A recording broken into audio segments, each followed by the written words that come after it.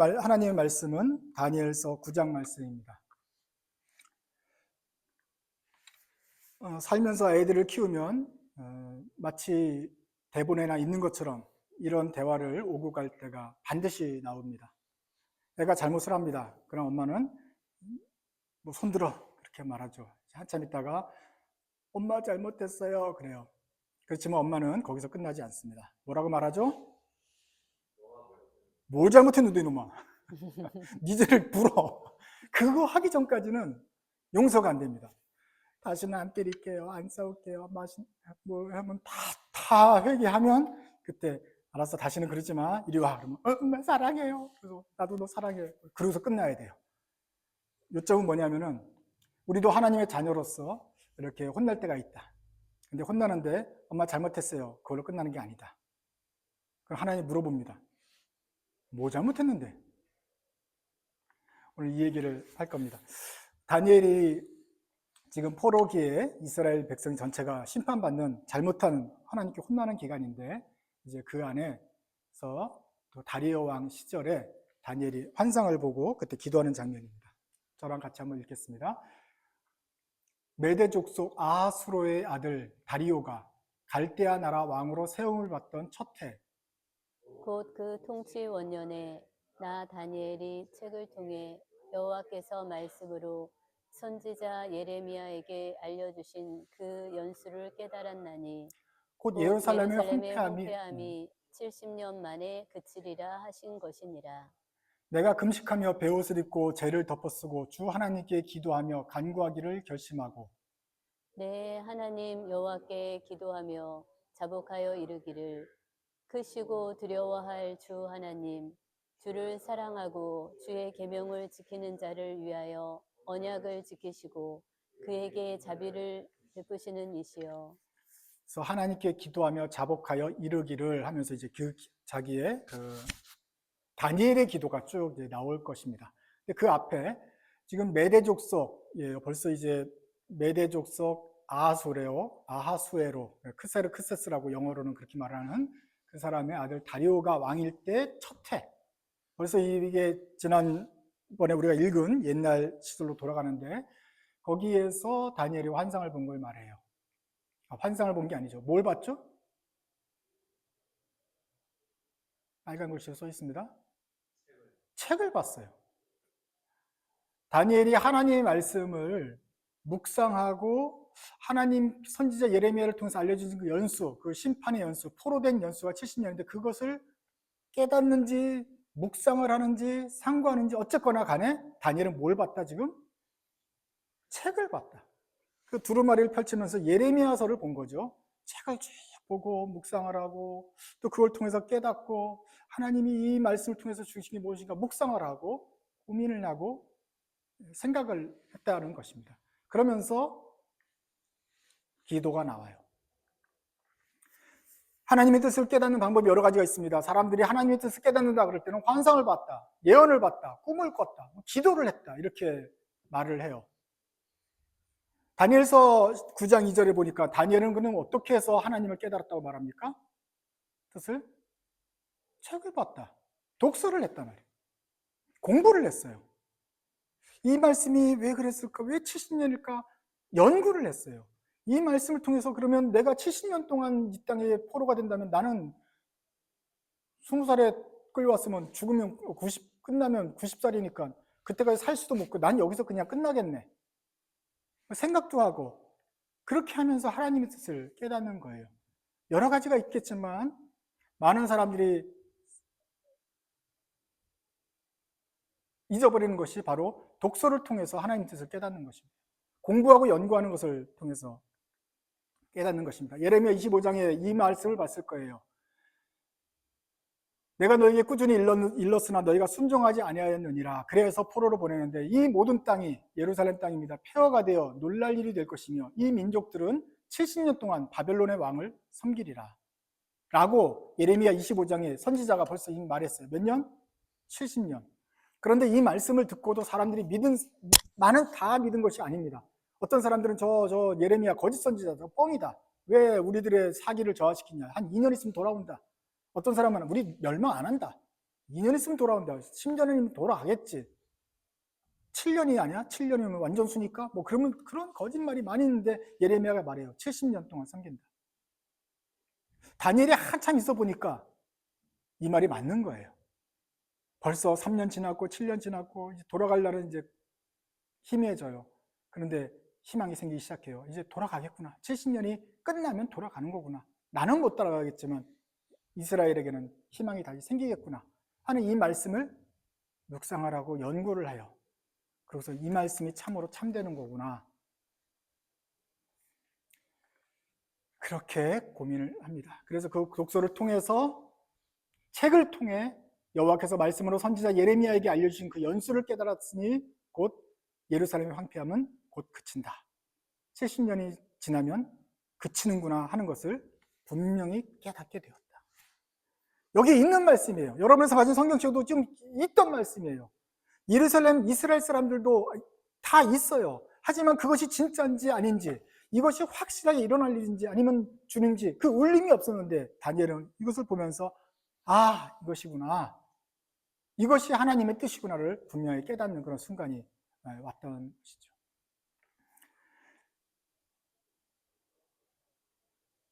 하나님 뜻을 깨닫는 방법 중에 하나가 뭐라고요? 책을 읽는 것이다. 책을 읽고 연구를 하면서 골방에 들어가서 공부를 하면서 하나님 뜻을 깨닫게 된다. 그래서 어머니들은 애들한테 이제 가서 너 공부해라. 하나님 뜻을 깨닫기 위해서는 뜻을 깨닫는 중에 하나가 공부다라고 강력하게 말할 수 있습니다. 몇 장 몇 절? 다니엘에서 9장 2절. 애들이 공부해야 될 이유. 자, 5절부터 또 읽어보겠습니다. 우리는 이미 범죄하여 패역하며 행악하며 반역하여 주의 법도와 규례를 떠났사오며 우리가 또 주의 종 선지자들이 주의 이름으로 우리의 왕들과 우리의 고관과 조상들과 온 국민에게 말씀한 것을 듣지 아니하였나이다. 주여 공의는 주께로 돌아가고 수치는 우리 얼굴로 돌아옴이 오늘과 같아서 유다 사람들과 예루살렘 거민들과 이스라엘이 가까운 곳에 있는 자들이나 먼 곳에 있는 자들이 다 주께서 쫓아내신 각 나라에서 수치를 당하였사오니 이는 그들이 주께 죄를 범하였음이니이다. 주여 수치가 우리에게 돌아오고 우리의 왕들과 우리의 고관과 조상들에게 돌아온 것은 우리가 주께 범죄하였음이니이다마는 주 우리 하나님께서는 긍휼과 용서하심이 있사오니 이는 우리가 주께 패역하였음이오며 우리 하나님 여호와의 목소리를 듣지 아니하며 여호와께서 그의 종 선지자들에게 부탁하여 우리 앞에 세우신 율법을 행하지 아니하였음이니이다. 온 이스라엘이 주의 율법을 범하고 치우쳐 가서 주의 목소리를 듣지 아니하였으므로 이 저주가 우리에게 내렸으되 곧 하나님의 종 모세의 율법에 기록된 맹세대로 되었사오니 이는 우리가 주께 범죄하였음이니이다. 주께서 큰 재앙을 우리에게 내리사 우리와 및 우리를 재판하던 재판관을 쳐서 하신 말씀을 이루셨사오니 온 천하에 예루살렘에서 일어난 일 같은 것이 없나이다. 모세의 율법에 기록된 대로 이 모든 재앙이 이미 우리에게 내렸사오나 우리는 우리의 죄악을 떠나고 주의 진리를 깨달아 우리 하나님 여호와의 얼굴을 기쁘게 하지 아니하였나이다. 그러므로 여호와께서 이 재앙을 간직하여 두셨다가 우리에게 내리게 하셨사오니 우리의 하나님 여호와께서 행하시는 모든 일이 공의로우시나 우리가 그 목소리를 듣지 아니하였음이니이다.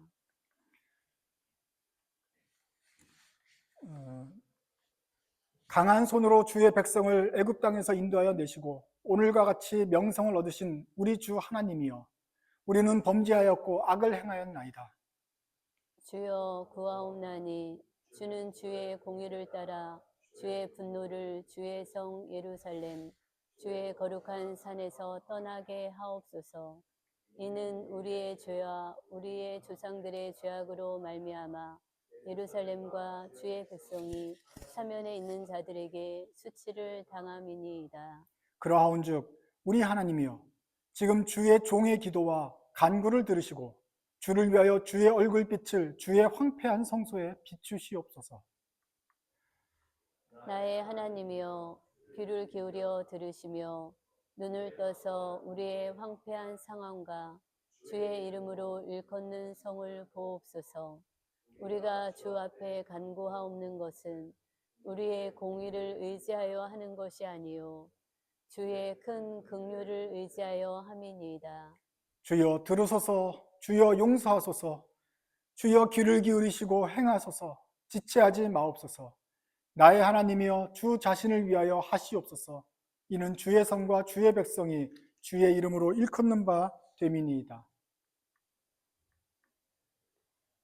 내가 이같이 말하여 기도하며 내 죄와 내 백성 이스라엘의 죄를 자복하고 내 하나님의 거룩한 산을 위하여 내 하나님 여호와 앞에 간구할 때 곧 내가 기도할 때 이전에 환상 중에 본 그 사람 가브리엘이 빨리 날아서 저녁 제사를 드릴 때 즈음에 내게 이르더니 내게 가르치며 내게 말하여 이르되 다니엘아 내가 이제 내게 지혜와 총명을 주려고 왔느니라.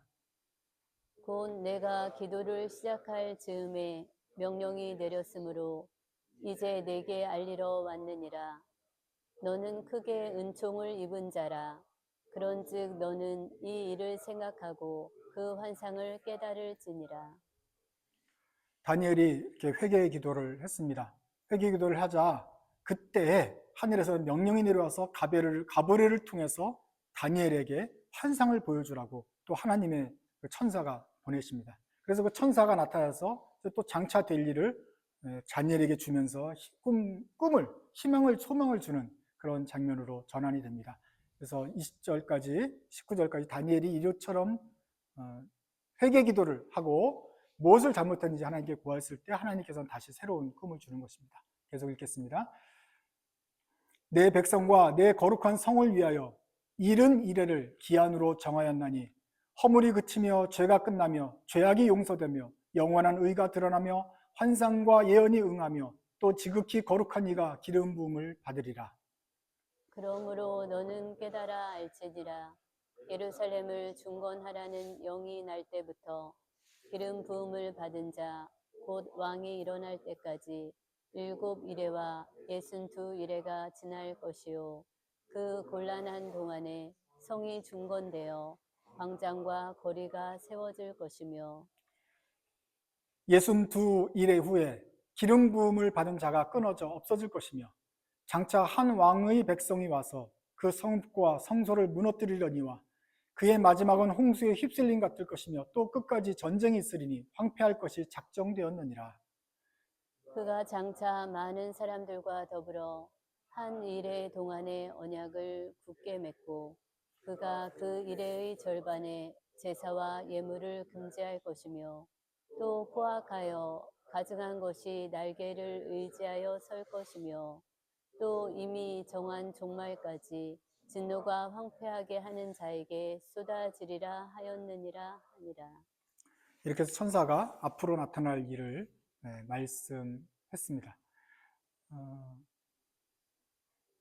지금 다니엘이 그 회개하고 돌아가고 70년 여기서 이제 훌쩍 뛰어서 이제 인류의 종말에 관한 이야기를 주면서 결과적으로는 끝에는 하나님께서 승리하실 것이다. 다만 그 앞에 약간의 그 환란이 어려움이 있다. 그것을 이제 주시면서 그래도 역사의 승리는 하나님이니까 힘을 내라. 이렇게 말씀을 하셨을 거예요. 다니엘에게 여러 번 주셨던 것과 패턴이 같은 내용입니다. 여기서 새롭게 우리가 등장하는 단어들이 있죠. 이른 이래에 대해서 말씀합니다. 이른 이래가 뭡니까? 이른이라는 말은 70이라는 뜻이죠. 이래는 뭡니까? 하루 이틀 사흘 나흘 닷새 엿새 이래. 그래서 7입니다. 그래서 이른 이래는 뭐예요?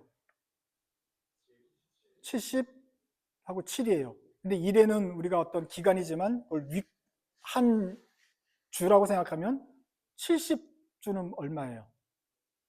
1년이 52주니까 1년 한 반? 1년 4개월? 그 정도가 70주죠.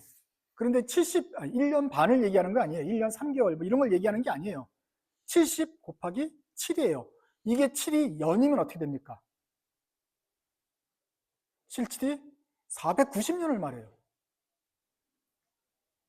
70년이면 어떻게 해요? 4,900년을 말해요. 이게 7달이면 어떻게 돼요? 그러니까 이게 잘 몰라요. 7달이면 조금 7, 7이 4, 19 하면 거의 6, 7년에 가깝지 않습니까? 그래서 정확하게 이 7이 70 옆에 있는 1회가 어떤 뜻인지는 모르겠지만 어떤 한 기간이다 생각을 해놓고 예루살렘을 준 건 명령부터 시작하여서 7일에 플러스 62일에가 지날 것이다 그 말이에요. 그런데 그 시점은 말이에요. 예루살렘을 중건하라. 그 무슨 말이냐면은 지금은 황폐되어 있지만 조만간에 어떤 사람이 나타나서 예루살렘을 다시 세워라, 성전을 다시 세워라는 말이 나올 것이다. 그게 이제 나중에 볼 느헤미야랑 또 학개스가라 말랴리아 성전을 세우는 장면이 성벽과 성전을 세워요. 그 기간부터 역사가 또 카운트를 할 것이다. 7일에가 지난다. 7 곱하기 7인데 그게 얼마인지 7, 7이 49, 49년은 아닐 거예요. 어쨌거나 그 기간이 지나면 뭔가 있고 그 다음에 또 한참 또 뭐가 있어요. 62 곱하기 7이에요. 62 곱하기 7주가 아니고 70년도 아니고 70년도 아니고 뭔가 한참 또 지나요. 그럼 합친 거 얼마죠? 7 플러스 62는 69예요. 하나 남았죠. 왜냐면 70일이라 그랬는데 지금 7과 62일에는 몇 주 남았습니까? 딱 한 주 남았어요. 이 한 주는 좀 특별한 주다. 이 기간 동안 무너뜨리는 왕이 나올 것이다. 이게 바로 적그리스도이며 사탄이며 나쁜 짐승들입니다. 그래가지고 탄압을 하는데 그 1에 예를 들면 7년이라고 칩시다. 그 7년간의 기간 동안 왕이 나오는데 7년 동안 다 나쁜 짓을 하고 뭐 광장을 세우고 뭐 우상을 세우고 너희들을 핍박하고 제사를 못 드리게 하고 그러는데 그 7년 동안 내내 그런 것이 아니라 얼마 동안 한다고요? 1회의 절반 동안. 그러면 이게 7년이면 몇 년입니까? 3.5년 동안 그렇게 한다는 거예요. 그러니까 성경에 7년이라는 말은 있지만 7년이 없죠. 1회라는 말이 있어요. 한 1회. 그것을 7년이라고 치더라도 7년이라는 게 아니라 정확하게 3.5 절반 동안 환란이 나온다. 그렇죠. 그러니까 7년 대환란이라는 말은 없는 거예요. 굳이 따지자면 3.5년 환란이 되는 거예요. 이해됩니까? 그래서 지금 선사가 말한 여기가 7일의 다음에 62일에 지나고 어떤 일정 기간이 한참 지난 다음에 마지막 순간에는 분명히 그 정해진 말세가 나오는데 그 말세의 중간에도 이게 앞인지 뒤인지 정확하게 몰라요. 어쨌거나 그 전반전인지 후반전인지 3.5년 동안에 큰 환란이 있고 그러나 그 무너뜨리는 왕, 나쁜 왕을 이제 하나님이 제압을 하게 된다. 그런 내용들이 이제 다니엘에게 위로하시는 건데 다니엘은 이제 이쯤 되면은 이게 그렇게 낯선 개념은 아니에요. 계속 뭐 2장부터 우리 그랬잖아요. 그 뭐 금은동 여러 가지 메탈로 쭉 지은 큰 흉상이 시대별로 됐다가 나중에 큰 돌이 우상을 무너뜨리는 걸 보면서 하나님이 백성이 다스린다 하는 것도 보았고 또 여러 가지 짐승들이 있지만 하나님이 이긴다는 것을 계속 보았기 때문에 이런 전쟁이 있다는 것을 이제 다니엘이 조금 이제 익숙하게 보았을 것이다 하는 내용이에요. 지금 71에 7일에 이런 것들 여러분 갑자기 들으시면 또 뭔 이단인가 그러는데 이거는 내가 말하는 게 아니라 성경에 나오는 말씀이라 기억을 해놓고 있어야 된다. 마지막 몇 주 뒤에 다시 한번 정리를 할 기간이 있겠습니다. 오늘은 이제 그 다니엘의 회개기도 앞부분에 대해서 좀 말하려고 그래요. 다니엘이 회개기도를 했어요. 회개기도를 했더니 하늘이 울렸어요. 그래서 하나님이 감동하시고 천사를 보내서 야 가브리엘아 가서 다니엘을 위로해라. 나중에 올 일을 네가 알려줌으로써 하나님이 다 보고 계시다는 것을 알려주고 또 마지막에 일은 결국은 어려움도 있겠지만 하나님께서 이게 다 계획 안에 있다는 것을 가르쳐줌으로써 다니엘을 위로해라. 아마 다니엘이 그래도 위로했을 거예요. 자기가 이렇게 기도를 하나님께 자복하고 기도를 했는데 하나님이 그 응답처럼 살아계신 하나님이 또 말씀을 해주셨으니까 주님의 뜻대로 되겠구나 하는 것을 알 거예요. 참회개의 조건, 특별히 우리들이 놓치기 쉬운 조건들이 있는데 그 두 가지를 좀 보려고 합니다. 첫 번째는 죄를 아는 것이에요. 아까 엄마한테 그랬죠? 엄마 잘못했어요. 회개 기도는 잘못했어요로 끝나지 않습니다. 그런 것에 속을 하나님이 아니죠. 다시 물어요. 뭘 잘못했는데? 뭘 잘못했다고 네가 진정으로 느끼고 다시는 안 해야겠다고 각오하고 있는데? 대부분이요. 알고 지은 죄, 모르고 지은 죄, 그냥 모든 죄요. 뭉뚱그리고 넘어갔다고 하나님이 알질 않아요. 그런 기도는 능력이 없어요. 하나님 다 아시죠? 뭐 제 죄 가져가시고 알아서 해주세요. 그 회개 기도, 진정 어린 눈물 어린 하늘을 울리는 회개 기도는 날마다 드릴 수는 없는 것 같아요.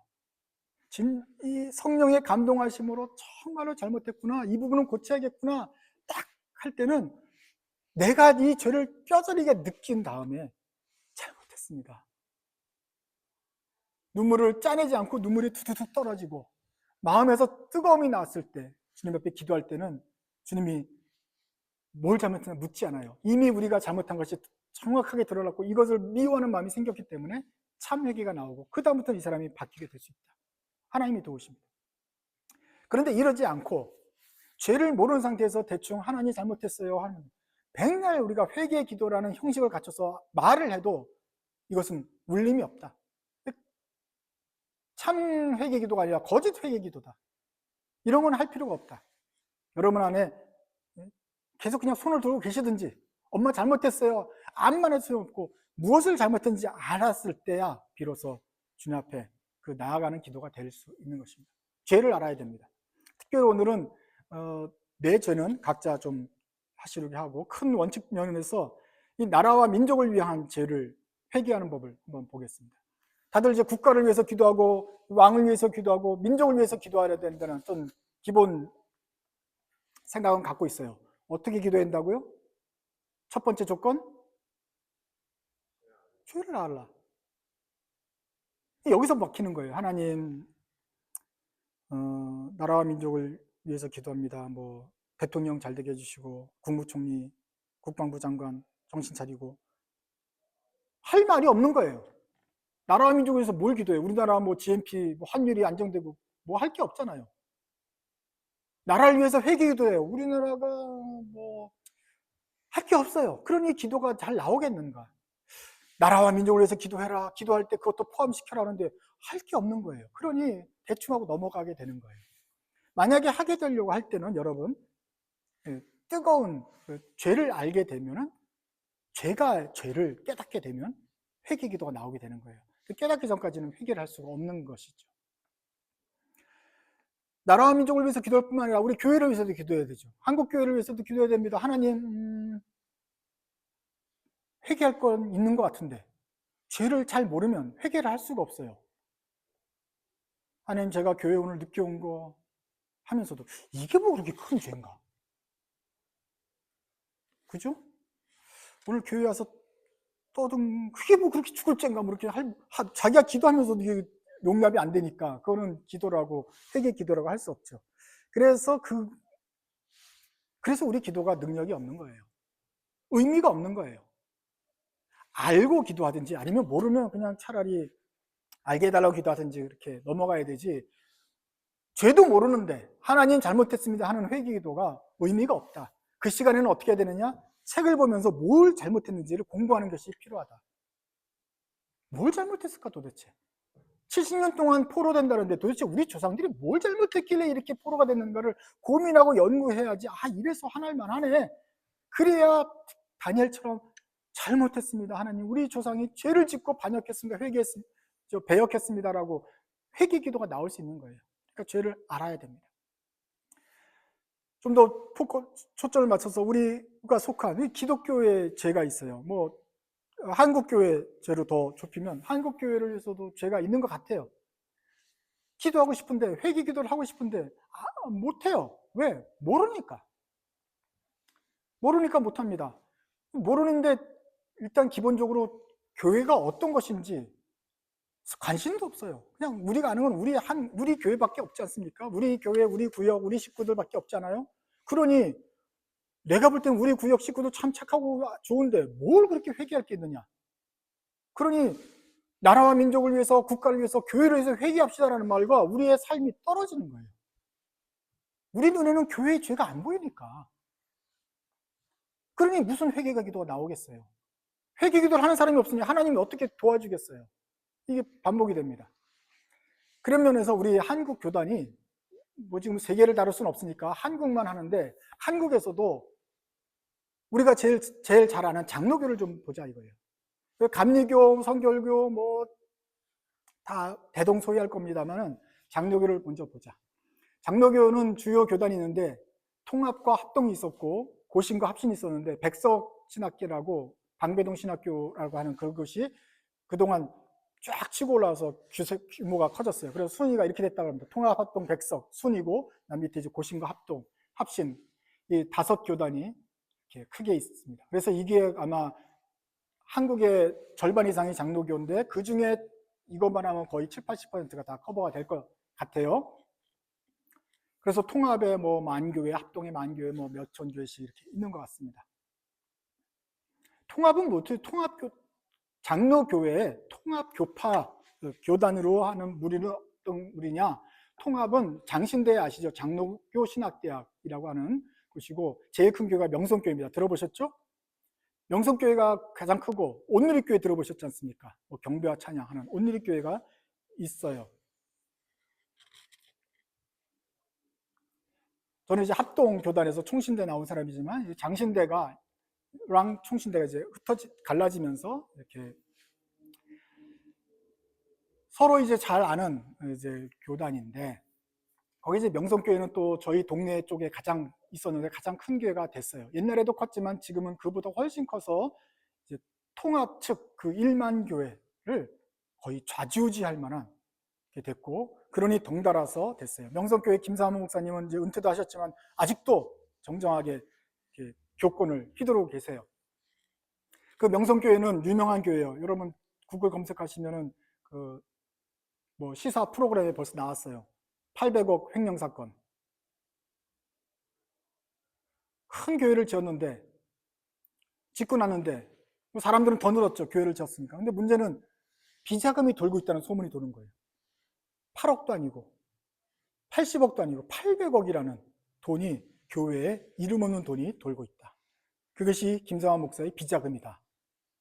그런데 그 수사는 들어가지도 않았지. 애시당 초 그런 게 들어가고 조사가 좀 들어가고 뭔가 찔르니까 거기를 관리하고 있던 장로님이, 개인 사금고처럼 비자금을 관리하는 장로님이 돌연 돌아가십니다.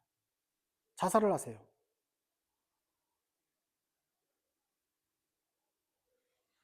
아마 추정키는 뭐 명성교회 큰 건축하면서 10%를 리베이트로 받았는데 그게 돈이 된 것 같은데, 어쨌거나 사람의 죽음과 그 800억이라는 돈이 있어가지고 명성교회 김상환 목사님은 이거를, 이런 비리가 파헤쳐지면 안 되니까 어떡합니까? 결국 아들에게 세습을 합니다.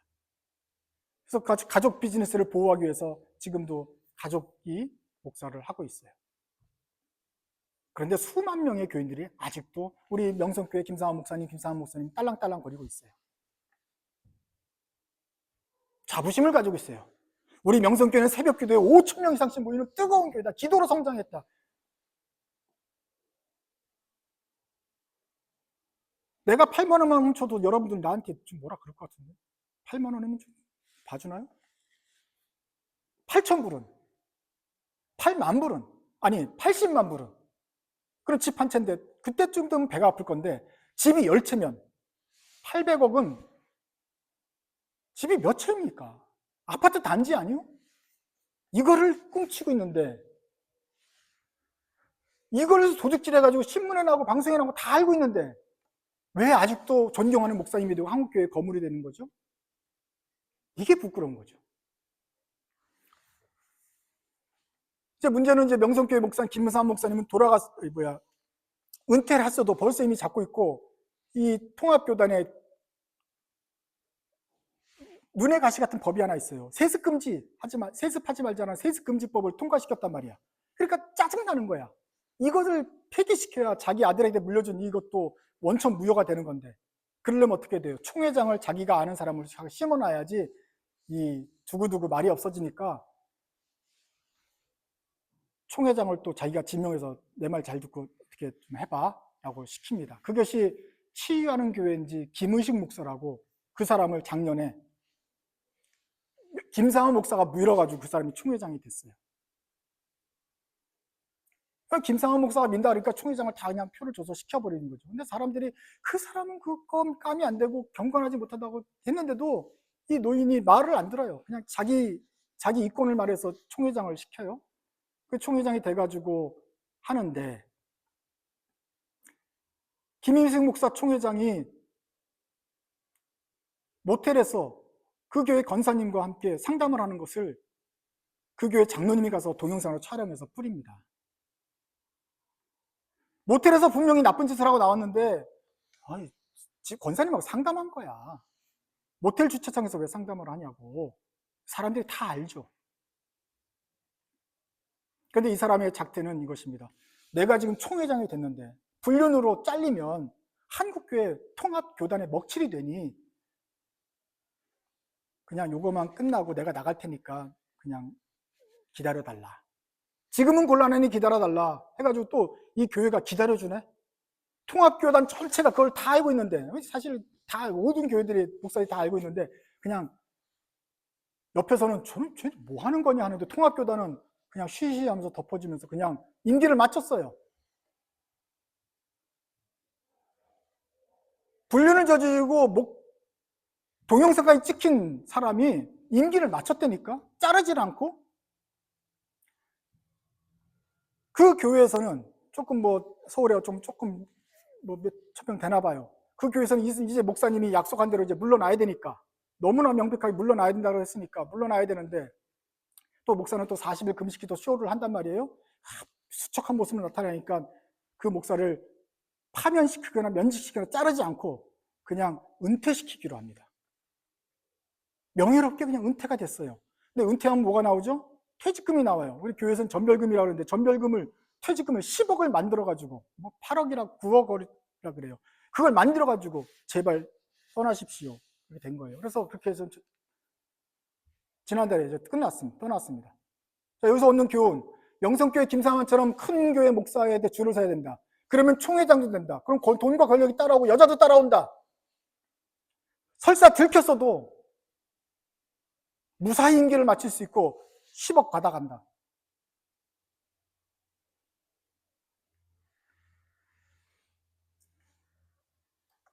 이거는 그냥 목사들한테 창피한 상식 같은 얘기예요. 근데 여러분들이 만약에 처음 듣는다고 한다면 좀 뭔 소린가 하고 놀란다고 한다면 그만큼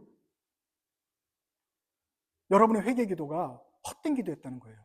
알지를 못하고 그냥 허공에다가 치는 기도를 했다는 거예요. 그래서 제가 말씀드리는 거예요. 진정한 회개 기도를 하려면 사실을 알아야 되는데, 사실을 알아야 피 같은 기도가 나오는데 헐렁한 기도를 하니 안 되니까 제가 사실을 말씀드리는 겁니다. 이것 외에도 많지만 그냥 신문에 나오고 드러난 것만 지금 얘기하는 거예요.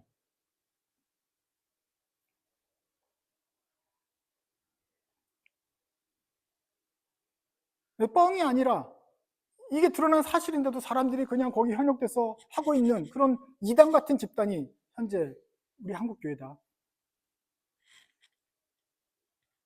오늘 교회는 찬양도 많이 하고 옛날에 그랬습니다만은 여러 가지를 손대는 바람에 한국교회에 많은 영향력을 미쳤는데 그중에 아주 나쁜 영향력 하나가 뭐냐면 창조론이에요. 창조과학. 그러면서 그냥 교조적으로 밀어붙이는데 확산하는데 6일 창조. 하나님 말씀에 따라서 문자적으로 읽어야 된다. 그래서 창세기 1장 창조는 168시간 일주일 안에 일어나는 거다. 그렇게 생각할 수도 있는 별로 신학교에서 전 세계 신학교에서 인정하지 않는 그런 거지만 이 미국의 제7안식교랑 아주 문자적으로만 보는 그런 신학 같은 거 공부 안 해. 문자적으로만 볼 거야 하는 그 교단의 그 고지식한 그 시골 그 아이디어가 한국에는 거의 그냥 주류처럼 돼가지고 그냥 뿌리 잡고 있는데 그것을 확산하는데 온누리교회가 돈도 되고 재력도 되고 아주 그냥 큰 자리를 차지하고 있다. 참 쉽지 않다. 이것이 통합교단의 문제입니다. 합동입니다. 합동은 제가 총신대를 나왔고 또 우리 교회에서 또 친구들, 선후배들이 많이 사역하고 있는 사랑의 교회라고 있지 않습니까? 옛날에는 뭐 충영교회 있었는데 지금은 사랑의 교회가 가장 크고 뭐 어른 행사를 하고 있고, 지금 지난주에 열렸던 무슨 200만 기도회인지 거기도 사랑의 교회가 주도해가지고 그 자기 이름 한번 내보겠다고 그 야단을 펼쳤어요. 그 사랑의 교회는 오정희 목사가 있는데, 그 오정희 목사는 저희 총신대 선배이기도 하고 바이올라에서도 있었고 칼빈에서도 그분이 있고 가는 곳마다 내 앞에 있었더라고. 그래서 잘 알아요. 근데 뭐 이분은 문제는 이분이 목사 안수를 어디서 받았는지, CRC에서 받았는지, 장로교에서 받았는지 분명하지 않아요. 분명한 비리가 있는데 그냥 덮고 넘어가기로 했어요. 넘어가게 되어버렸어요. 석사이며 박사입니다. 근데 석사 논문도 그렇고 박사 논문도 그렇고 이분이 영어로 그렇게 쓸만한 사람이 아닌데 썼는데 표절이 엄청난데 어떻게 구월 삶았는지, 아마 그 프로세스는 유지 논문하고 거의 비슷한 상황으로 될 것 같은 게 아닌가 의절이 돼요. 그런데도 그냥 그 교인들이 그것에 분노해서 나간 사람도 있지만 지금 더더욱 3만, 4만, 5만 명이 다 모여서 지금 그 삐까뻔쩍하고 300억이 들었는지 3천억이 들었는지 그 서초동 교회에서 지금 행복하게 살고 있어요. 근데 서초동에 그 교회를 짓는데 교회당 지하에 넣는데 더 많은 사람들을 놓고 그 많은 사람한테서 의시되고 싶은데, 그러려면 예배당이 조금 더 넓어야 되잖아요. 그래서 이쪽을 더 팝니다. 강단을 이만큼 더 넓혀요. 그래야 더 나오니까. 근데 넓힐 수가 없어요. 땅은 여기까지니까. 생각하는 게 여기는 도로인데 옆에 있는 도로 뒤를 파버려가지고 강단을 이만큼 더 만들었습니다. 강단 멋있더라고요. 액정도 멋있고 사운드도 통통하고 막 카메라가 촬영을 하고 있고 불빛은 번쩍번쩍 하는데, 바로 거기서 하나님 잘 믿고 회개합시다라고 외치는 그 강단의 목사의 강단 자리가 바로 불법을 행한 그 자리들란 말이에요. 1심 판결 나고 2심 판결 나고 대법원까지 나서 대법원에서도 이거는 잘못됐고 건축법도 어겼고 이 세상 법도 완전히 어겨가지고 이거는 말도 안 되는 거야. 너는 변상해. 다시 복구해야 된다. 여러분 비닐하우스 조금만 잘못 쳐도 다 철거하고 다시 원상복구하는 게 한국 법이잖아요. 근데 그 큰 건물을 밑에 거를 다 쥐파먹지 파먹고 나서도 대법원이 판결을 했는데도 꼼짝 안 해요. 그냥 계속 과징금, 그냥 푼돈이니까 과징금을 계속 물고 있어요. 그런 사랑의 교회 오정현 목사입니다. 거기에 수만 명이 모여가지고 그 더러운 공간에서 말씀이 외쳐지는데 세상에 지탄하고 판결이 나도 눈 하나 깜짝하지 않고 교인들이 잘났 행복하게 신앙생활을 하고 있는 거예요. 그런데 그 교회가 그 사람이 주도해서 대회장이 돼가지고 200만 성도 한번 모여봅시다. 광화문에 시청 앞에 모입시다. 그러고 모아서 한국교회 회개하라. 대법원 잘못했다. 동성애 반대하자. 이러고 있는 거예요. 지네 교회에 정해 나오는 대법원 판결이라도 지키라고. 그것은 아랑곳하지 않고 동성애 그 입법하면 안 됩니다. 세상을 향하여 손가락질 치니 누가 그걸 듣겠어요. 이런 짓을 하고 온 교회 교단 전체가 오정현 목사 그 형제에게 굽신굽신 되는 게 이게 합동교단의 현실입니다.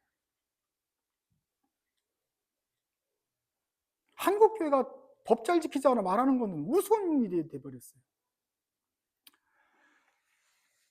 세 번째는 백석대인데, 선한 백석대는 뭐 작은 신학교인데 그것이 이제 인가가 되고 신학교에 학생들이 많아지고 등록금이 많아지고 뭐 그렇게 돼서 점점 큰 교단이 돼가지고 M&A가 잘 하는 교단인데, 이 장종현 씨라고 이 목사님은 아주 그런 교육 비즈니스에 아주 탁월하신 분이에요. 그래서 성공을 했어요. 그래서 서울에는 조그만 신학교가 이제 커져가지고 천안 백석대가 돼버렸어요. 엄청난 그 규모와 건물과 학생 수와 다양한 그 과들을 자랑을 합니다. 그리고 이제 그 교회에서는 그 교단에서는 이제 무슨 무슨 총회 뭐 어쩐 그런 교단이었던 것 같아요. 근데 그 이름이 특별하지 않으니 이름을 바꾸자. 요한계시록에 나오는 성경에 있는 예수님의 다른 모습, 백석, 흰돌 이라는 이름으로 백석이라고 우리 교단 이름을 바꾸자. 이렇게 얘기를 했어요. 근데 아이러니하게도, 공교롭게도 이 백석은 설립자 장종면의 호입니다. 자기 호를 따서 자기 학교도 백석대라고 말하고, 자기 학교를 백석대라고 말하는 것까지는 어쩔 수 없어요. 자기가 설립한 거니까. 근데 자기 교단 이름까지도, 하나님이 섬기는 교단 이름까지도 백석으로 바꾼 거예요. 크리스찬 리폼드가 아니라 크리스찬 리폼드 범수 교단이 된 거야. 개인 교단이 돼버린 거예요. 그러고 나서는 아나무인격으로 그냥 거의 뭐 시정 잡배처럼 그렇게 행동을 하는데도 그 해외에서 유학하고 있던 교수들이 어쩔 수 없이 밥을 먹어야 되니까 그 조아리고 있어요. 이 사람이 이제 최근에 일을 벌인 것은, 이 신학 교수들 고용해가지고 학교를 돌렸는데 이 애들을 공부만 시키고 말이지 열정이 없고 전도를 못해. 전도를 안 해. 막 책만 보고 말이지. 그러면서 이제 연구소를 하나 세웠어요. 이름은 신학은 학문이 아니다 연구소. 신학은 학문이 아니다 신학연구소. 형용 모순이잖아요. 신학은 학문이 아닌데 그걸 연구해야 되는 학문연구소가 있어야 안 되잖아. 그래서 이름을 바꿨어요. 그 밑에 있는 교수들이 개혁주의 생명신학연구소. 공부만 하고 그러면 안 된다는 거예요. 그래서 그 사람이 홈페이지에 제가 써놓은 글을 적어놨는데, 학생들이 설교 준비를 위해서 기도와 하나님의 주시는 음성을 들으려 하기보다는 성경 주석과 설교집에 매달리고 있다. 그러면서 생명이 없는 설교를 하니까 그 교회가 그 모양이지. 나를 봐. 나는 장사해가지고 장사를 했는지 하고 학교를 했는지 이렇게 휘었잖아. 너희도 나처럼 해야지. 내가 뭐 배웠어? 이렇게 하는 거지. 뭐 영어하고 헬라어하고 뭐 되겠냐? 이런 걸 얘기하는데 이게 연구소가 차려졌어요. 신학은 학문이 아니다. 그럼 책도 나오고. 아니, 신학이 학문이 아니면 그럼 그렇게 신학교를 세워서 학문 장사를 하지 말든가. 그렇게 해서 다 돈을 등록금 받아서 돈 모았던 사람이 이제 와서는 신학이 학문이 아니다 그러는데, 그 연구소에 지금까지 한국교회 개혁을 외치고 신학을 하나님을 했던 그 사람들이 다 들어가서 딸랑딸랑거리면서 거기 보직 하나 받으려고, 그래서 거기 월급 받으려고 거기서 그 깡패 같은 목사 밑에서 지금 다 굽신거리고 있는 거예요. 이제 그 중에 제일 큰 교회는 최근에 등장했지만은 올림픽 선수촌 아파트 앞에 있는 오륜교회입니다. 이름 자체가 올림픽 교회잖아요. 뭐 그런 것이에요. 오륜교회 멋있다고 생각해도 결국 그거에 속한 교단은 장종현 밑에서 도는 교단이라는 것을 보면 되겠다. 고신 옛날에 좋은 교단이었어요. 근데 몇 년 전에 우종학 교수 사태 난 거 여러분 들으셨습니까?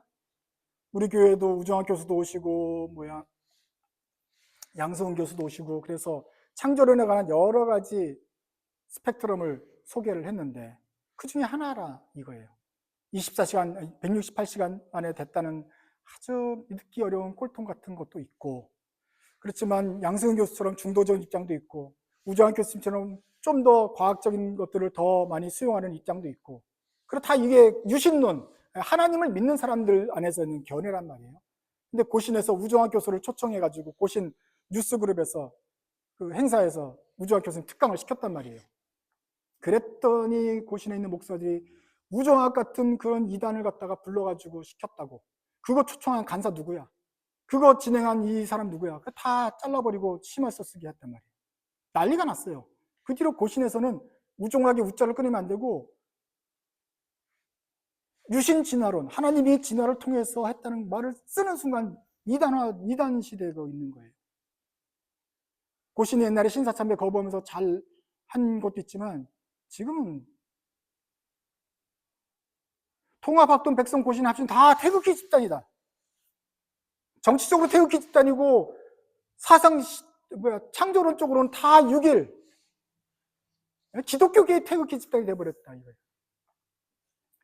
그 목사가 돈을 횡령을 하든지 간음을 하든지 그냥 다 우리 교회 크기만 하면 좋아. 여러분들은 큰 교회 다녀 좋고 나는 돈 먹어 좋고 다 같이 서로서로 행복한 교회가 되어버린 게 한국교단이다.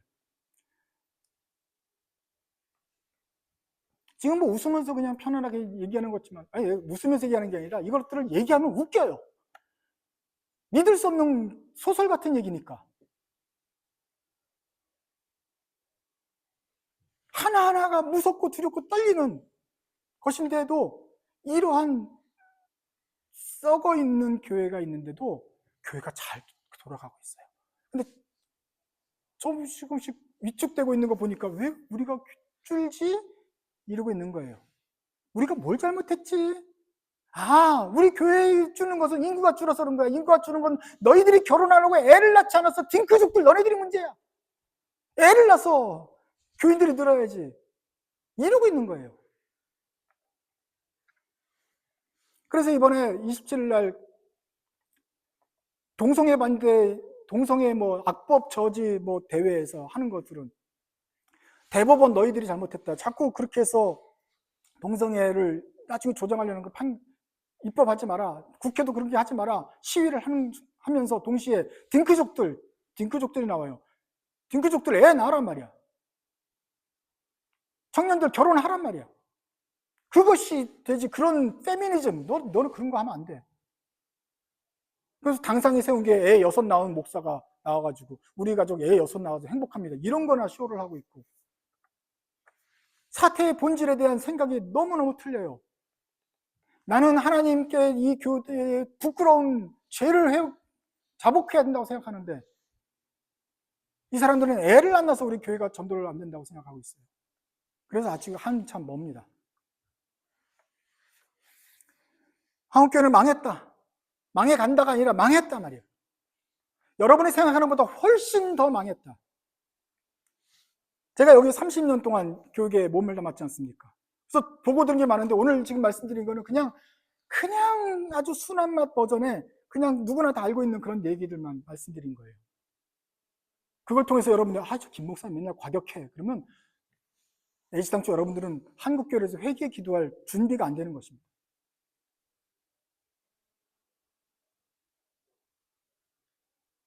800억이 지금 비자금이 돌아갔다고요. 그것 때문에 사람이 죽었다고요. 이건 마피아 집단 영화가 아니에요. 한국교회 일어나고 있는 현실인데 그런데 그 교회가 문제가 없이 잘 되고 있다고요. 더 두렵고 떨려야 되죠. 1심, 2심 판결에 대법원 판결이 났는데도 원상복구 안 하고 버티고 있다고요, 교회가. 무섭고 떨리지 않습니까? 이런 교회를 끝까지 잘못 안 했다고 우기는 한국교회에 대해서 하나님이 뭐라고 하시겠어요? 멸망받기는 길이 없어요. 답이 없어요. 무너뜨리고 다시 시작하는 건 답이 없어요. 너 뭘 잘못했어? 뭘 잘못했는데요? 딩크족이 애를 안 낳아서 그런 거지. 이러고 있는데 교회가 희망이 있겠어요? 그래서 한국교회에 희망이 남아있는데 그런 기도하지 마세요. 없어요. 망해야 되는 거예요. 혹시 하나님의 은혜로 70년 있다가 회복되면 그건 정말 하나님이 은혜롭고 자비로우신 거예요. 이런 죄를 하나님이 그냥 보지 않습니다. 다만 우리 살아있는 성도들이 이 죄를 고하기를 원하시는 것 같아요. 그런데 성도들은 죄를 모르고 목사들은 그 죄를 덮기에 급급하니 아무도 회개의 기도를 하지 않는다, 하나님께. 그래서 아직은 한국교회는 돌아온 걸 말하기는 느려요. 지금은 회개 기도에까지 나아가기도 아직 멀다. 그러나 여러분들은 집에 가셔서 PDS도 보시고 연구도 하시고 공부도 하시고 책도 보셔서 얼마나 썩었는지를 좀 연구를 좀 더 하시라. 그러고 나서 그것이 정상적으로 들어왔을 때 비로소 눈물이 나고 속이 상하고 그제서야 비로소 진정한 회개 기도가 나올 것이다. 두 번째 조건은 나의 죄로 여기라는 것입니다. 참 회개는 나의 죄로 여겨야 된다. 이 죄가 남의 죄가 아니라 나의 죄로 여겨야 된다. 다니엘이 이렇게 말합니다. 주 하나님이여, 우리는 죄를 범하였고 여기에 우리 선배들과 동료들과 자기와 자기 친구들이 다 포함해야 되죠. 우리라는 것을. 그런데 말했듯이 다니엘이 뭔 죄를 지었습니까? 죄를 짓기 전에 지금 20살 되기 전에 끌려와가지고 제사를 드렸든지 횡령을 했든지 더러운 제물을 드린 적도 없어요. 그냥 끌려와가지고 지금 이 땅에서 겨우 살고 있는데 다니엘이 기도해요. 하나님, 우리가 죄를 졌습니다. 쟤네들이 죄를 져서 우리가 망했구나가 아니라 우리가 죄를 졌습니다. 내가 이같이 말하며 기도합니다. 내 죄와 내 백성 이스라엘의 죄를 자복하였더니 바로 그때 하나님께서 천사를 보내셨다. 다니엘이 회개기도할 때 뭐였습니까? 내 죄와 내 백성 이스라엘의 죄를 자복했다. 이스라엘의 죄진 거는 성경에 써 있어요. 그런데 다니엘은 나의 죄까지도 고백을 했어요. 그 조상들의 죄, 우리 선배들의 아버지 어머니들의 죄를 다 자기 죄처럼 여기면서 이 다니엘이 간구했어요. 회개 기도의 기본은 중에 두 번째는 바로 자기 죄처럼 여기는, 자기 죄로 생각하고 기도하는 것입니다. 느헤미야도 마찬가지예요. 느헤미야가 왕궁에서 예루살렘 황폐함을 듣고 이렇게 기도합니다. 그 황폐했다는 말을 성문이 무너졌고 열악하다는 것을 듣고 앉아서 수일 울고 수일 동안 슬퍼하며 하늘의 하나님께 앞에 금식하며 기도하여 이르되, 하늘의 하나님 여호와여, 크고 두려우신 하나님이여, 주를 사랑하고 주의 계명을 지키는 자에게 언약을 지키시며 긍휼을 베푸시는 주여 간구하나이다. 이제 종이 주의 종들인 이스라엘 자손을 위하여 주야로 기도하며 우리 이스라엘 자손이 주께 범한 죄들을 자복하오니 주는 귀를 기울이시며 눈을 여시사 종의 기도를 들으시옵소서.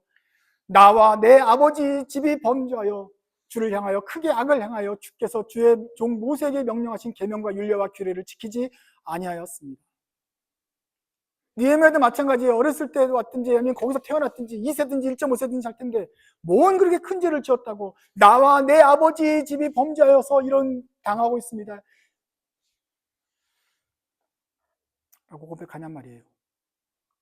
그렇지만 회개기도는 하나님, 쟤네가 잘못했으니 죄를 용서해 주세요 하는 게 아니에요. 하나님, 나라와 민족이 잘못했으니 나라와 민족을 쟤네들 잘못한 거 용서해 주세요 하는 게 아니에요.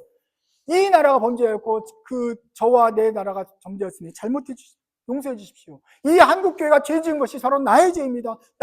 나와 우리 교회들, 동료들, 선후배들의 죄를 용서해 주십시오. 이렇게 기도한단 말이에요. 느헤미야도 그렇게 기도했고 다니엘도 기도했다. 회개 기도의 기본은 죄를 알고 그 다음에 나의 죄처럼 기도하는 것이다.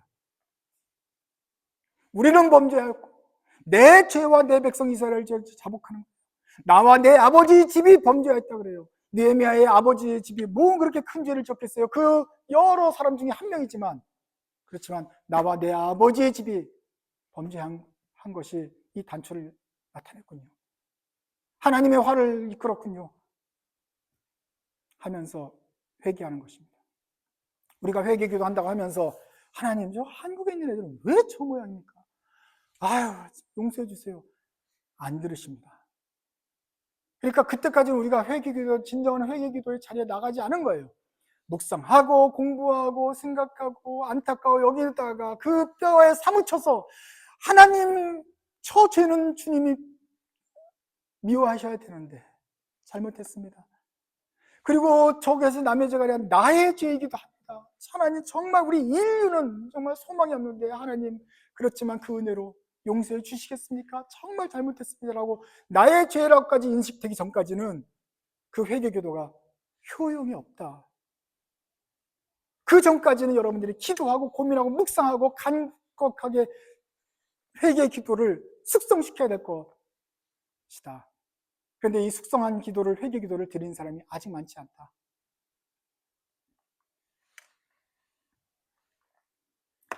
한국교회는 타락했습니다. 그런데 남탓만 합니다. 회개하지 않아요. 이러니 심판 받아야 됩니다. 그리고 지금도 받고 있는 중인지도 모릅니다. 내 사랑하는 성도 여러분들, 또 한국에 있는 사람들은 이것을 알지 못하고 회개합니다라고 기도하는, 다 허공을 치는 헛된 기도를 드리고 있어요. 우리라도 깨어서 나라와 민족의 죄, 우리 교회의 죄, 우리 공동체들의 더 큰 공동체의 죄를 회개하고 주님께 나아가야 되지 않겠습니까? 근데 저를 보세요. 근데 아직도 머릿속에 이만큼이 여러분 성에 생각이 들어있어요. 내가 뭔 죄를 졌나? 회개합니다. 말로는 주님 앞에 이렇게 잘못한 표정을 지으면서 속으로는 내가 그렇게 뭘 큰 죄를 졌나? 내가 간음했나? 내가 횡령했나? 내가 뭐 돈 떼어먹었나? 내가 불법을 저질렀나? 뭐 한국도 나온 줄 알았는데 내가 뭐 그렇게 큰 죄를 졌다고 내가 뭐 이렇게 눈물 흘리면서 죄를 지냐? 이런 생각 있지 않아요? 뭐 네가 어렸을 때 하는데 뭐 네가 한국교회 뭐 그렇게 큰 잘못을 저질렀나? 나하고 상관이 없는 것처럼 여기지 않아요?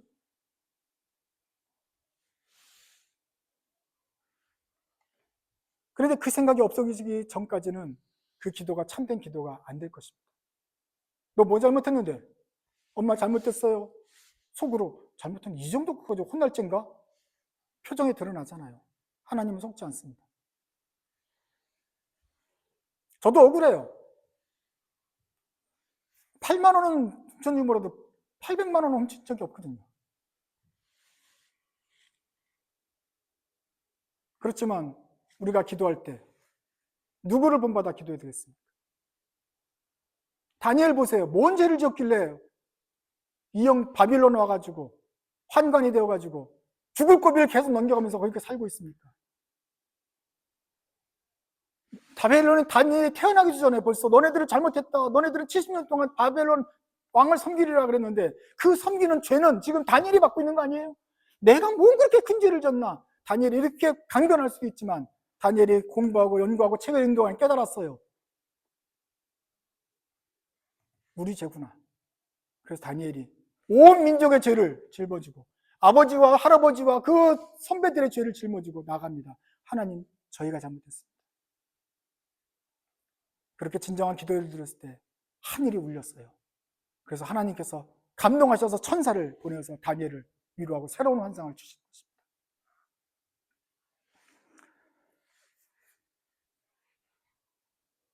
오늘 우리는 하나님 나라를 위해서 우리 한국교회와 우리 큰 공동체를 위해서 기도할 때 어떤 자세로 기도해야 되는지 배웠습니다. 먼저는 그 죄를 분명히 알아야지 제대로 된 기도가 나옵니다. 알 뿐만 아니라 그것을 나의 죄라고 여겨서 민족의 죄를 품고 제단 앞으로 나아갈 때 이것이 진정한 회개 기도가 된다고 배웠습니다. 과연 지금부터 언제까지 우리가 그 경제까지 이를지 모르겠지만 지금부터라도 묵상하고 공부하고 기도하고 연구하면서 자료를 모으면서 죄를 깨달읍시다. 하나님께서 왜 싫어하시는 무슨 죄를 지었는지 무엇을 싫어하시는지 기뻐하시는지 알면서 쌓아둡시다. 그리고 어느 순간 주님의 큰 감동이 있어서 여러분들이 회개 기도해야겠거든. 남의 죄가 아닌 나의 죄로 알고 민족의 죄를 대신 지고 주님 앞에 나아가서 대신 구합시다. 그러면 은혜가 풍성하신 하나님께서 우리의 기도를 들으시고 그 정하신 때가 끝나면 다시 회복을 시켜 주실지 모릅니다. 하나님의 큰 은혜를 믿고 나아갑시다. 기도합시다. 하나님 아버지, 주님께서는 큰 사랑으로 저희를 구해 주셨는데 저희는 하나님 아버지의 이름에 먹칠하는 부끄러운 아들이 되어 있습니다. 용서해 주십시오. 우리의 죄를 지신 예수님, 주님께서는 우리를 죄와 어둠에서 건져 주셨는데 저희는 다시 죄와 어둠에 빠져 있는 그런 짐승 같은 상태가 되었습니다. 용서해 주십시오. 살아계셔서 지금도 우리와 함께 하시고 우리의 죄를 깨닫게 하시는 성령님, 주님께서 말씀하셔도 우리가 그 죄를 깨닫지 못하고 느끼지 못하고 애통하지 못하고 있습니다. 우리의 마음을 움직여 주십시오. 깨닫게 하는 은혜를 주시옵소서. 그래서 우리 모두가 참으로 잘못됐다고 진정으로 회개하고 주님께 돌이켜서 회복해 하시는 주님의 은혜를 맛보게 하여 주옵소서. 예수님의 이름으로 기도드립니다. 아멘.